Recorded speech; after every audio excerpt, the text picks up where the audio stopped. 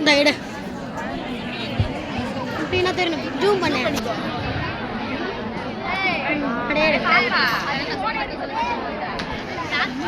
மரத்தின் வேறுபோல் இருக்கும் பள்ளியின் தலைமை ஆசிரியர் அவர்களுக்கும் அதில் கிளைகளாக இருக்கும் ஆசிரியர் பெருமக்களுக்கும் மரத்தின் நிலையான என் அன்பு சார் மாணவ செல்வங்கள் உங்கள் அனைவருக்கும் என் முத்தான முதற்கண் மாலை வணக்கத்தை உறுதாக்கிக் கொள்கிறேன். இந்திய அரசியல் சாசனத்தின் தந்தை, உலக கல்வியாளர்களில் ஒருவர், பொருளாதார நிபுணர், சட்ட வல்லுநர், சமூக சீர்திருத்த செம்மல் அண்ணல் அம்பேத்கர் அவர்களை பற்றி பேச போகிறேன். கற்பி புரட்சி செய் ஒன்றை சேர் என்ற தாரக மந்திரத்தை வார்த்தைகளாக அல்லாமல் வாழ்க்கை நெறியாக கொண்டு வாழ்ந்தவர் டாக்டர் பீமராவ் ராம்ஜி அம்பேத்கர் ஆவார். புதிய இந்தியாவை வடிவமைத்த சிற்பிகளில் மிக முக்கியமானவர் அண்ணல் அம்பேத்கர். விடுதலை இந்தியாவின் முதல் சட்ட அமைச்சராகவும் இந்திய அரசியல் சாசனத்தின் தந்தையாகவும் விளங்கியவர் அண்ணல் அம்பேத்கர். டாக்டர் அம்பேத்கர் அவர்கள் 1891ஆம் ஆண்டு ஏப்ரல் 14ஆம் நாள் மத்திய பிரதேசத்தில் உள்ள அம்பாவாதை என்னும் கிராமத்தில் பிறந்தார். இவரது இயற்பெயர் பீமாராவ் ராம்ஜி அம்பேத்கர் ஆகும்.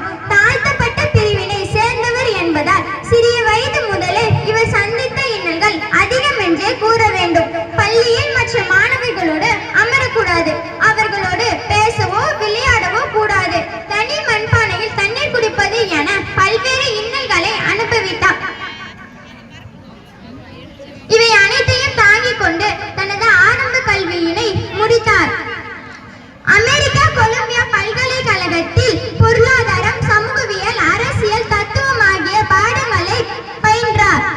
இங்கிலாந்தில் சட்டம் பயின்று பாரிஸ்டர் பட்டம் பெற்று இந்தியா திரும்பினார். இந்தியா திரும்பிய அம்பேத்கர் ஆங்கிலேய ஆட்சிக்கு எதிரான போராட்டங்களில் தம்மை ஈடுபடுத்திக் கொண்டார். அதே நேரத்தில் சமுதாயத்தில் தாழ்த்தப்பட்ட மக்களுக்கு அதிகாரம் கிடைக்க வேண்டும் என்றும் போராடினார்.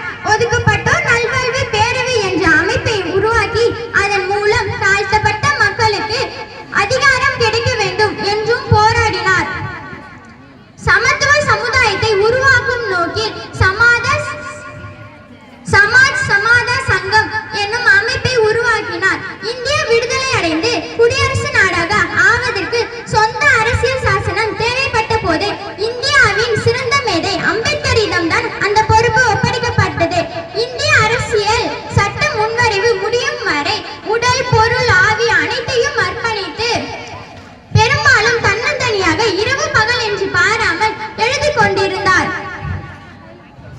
அம்பேத்கர் அவர்கள் பௌத்த சமய கொள்கையின் மீது ஈடுபாடு கொண்டவர். எனவே 1956ஆம் ஆண்டு நாக்பூரில் 5 லட்சம் மக்களோடு பௌத்த சமய கொள்கையில் தன்னை இணைத்துக் கொண்டார்.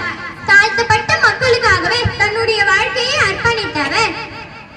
உலக கல்வியாளர்களில் ஒருவர், பொருளாதார நிபுணர், சட்ட வல்லுநர் டாக்டர் பி.ஆர். அம்பேத்கர் அவர்கள் 1956ஆம் ஆண்டு டிசம்பர் 6ஆம் நாள் காலமானார். இந்தியாவின் உயரிய விருதான பாரத ரத்னா விருது